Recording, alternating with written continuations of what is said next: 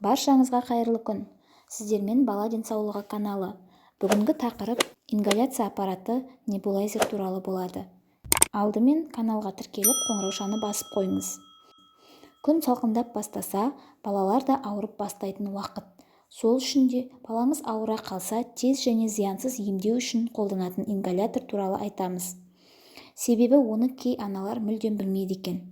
Бүгінгі пост осы адамдарға арналады. Ол не үшін керек және қандай аурулар кезінде қолданатынын айтамыз. Ингалятор деген дәрілік затты тез жеткізетін құрал. Ол аппарат небулайзер деп аталады.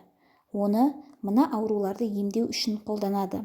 Жоғарғы тыныс алу жолдарының қабынулары, созылмалы жедел бронхит, пневмония, бронхопневмония, астма, ОРЗ, ОРВИ, ларингит, ринит, фарингит, приступный астма кезінде, аллергиялық реакция кезіндегі тыныс алу бұзылғанда, бронхтардың ісінуі мен спазмды кетіру үшін және балаларға өте ыңғайлы қақырықты жібітуіне, оның бөлінуіне көмектеседі.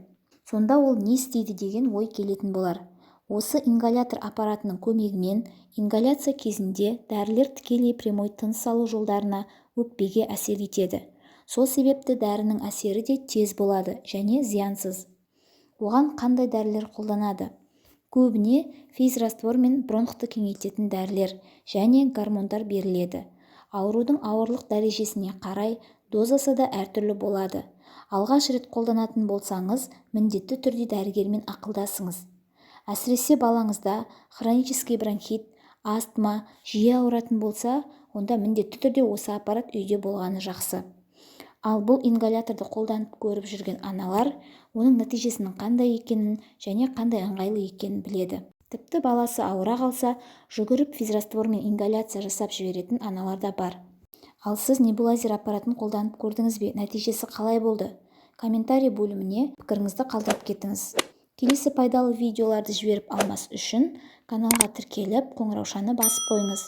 Соңына дейін тыңдағандарыңыз үшін рахмет.